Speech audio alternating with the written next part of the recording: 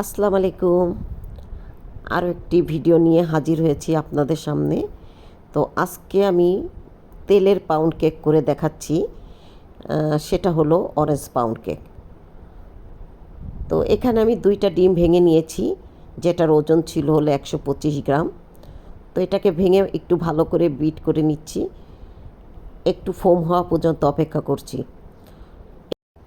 এবার আমি 125 গ্রাম চিনি অল্প অল্প করে দিয়ে এটাকে আবারও ভালো করে মিশিয়ে নেব যতক্ষণ না পর্যন্ত চিনিটা গলে যায়। তো এই পাউন্ড কেকের রেশিওটা হলো যতটুকু ডিম ততটুকু চিনি, ততটুকু তেল এবং ততটুকুই ময়দা। তাহলেই আপনার পাউন্ড কেকটা একদমই পারফেক্ট হবে। তো এখানে আমি 125 গ্রাম তেল দিয়ে দিয়েছি এবং এটাকে আবার একটু বিট করে নিব। তেল দেওয়ার পরে বেশি বিট করব না, কিছুক্ষণ বিট করে এটাকে আমি সরিয়ে রাখব। তো এবার আমি অরেঞ্জ ইমালশন মিশিয়ে দিচ্ছি এবং কালারটা সুন্দর আসার জন্য আমি ফুড কালারটা দিচ্ছি, যেটা রেডম্যানের অরেঞ্জ ফুড কালার। এবার একটা মালটাকে নিয়ে সেটার উপরের যেই জেস্টটা আমি ওটাকে একটু গ্রেট করে দিয়ে দিচ্ছি, এই ধরেন 1 চামচের মতো। এবার আমি মালটার রস চিপে দিচ্ছি, সেটা হলো 1/4 কাপের মতো। তো মালটা দেওয়ার পরে আমরা একটু মিশ্রণটিকে একটু ভালোভাবে মিশিয়ে নিচ্ছি, যাতে ইমালশন এবং মালটার রস তারপরে কালারটা একটু সব দিকে ভালোভাবে যায়।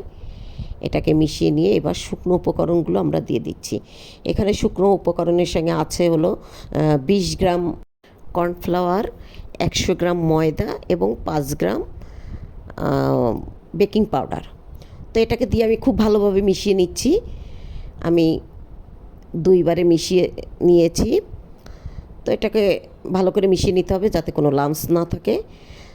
তো এরপরে আমি একটা 8 ইঞ্চি মোল্ডে এটাকে ঢেলে নিচ্ছি এবং এর উপরে আমি কিছু মোরব্বা দিয়ে নিচ্ছি। আপনারা চাইলে আলমন্ডও দিতে পারেন। এবং বেকারির যে মাঝখানে একটা ক্রাক হয়, সেটা মানে ফেটে যায় আর কি, সেটা আনার জন্য আমি স্প্যাচুলার মাথায় একটু তেল লাগিয়ে এটার মাঝখান দিয়ে একটা ডাক টেনে নিচ্ছি, এটা আর কি ফেটে যাবে। তো আমি ওভেনে 180 ডিগ্রিতে আমি দিয়েছি হলো 45 মিনিট। তো এটা ওভেন থেকে বের করে নিয়ে এসেছি এবং গরম গরম একটু সুগার সিরাপ উপর থেকে দিয়ে দিচ্ছি, তাহলে হবে কি উপরটা একটু সফট থাকবে। তো তৈরি হয়ে গেল আমাদের অরেঞ্জ ফ্লেভার পাউন্ড কেক। খুবই মজার হয় খেতে। সবাই ভালো থাকবেন।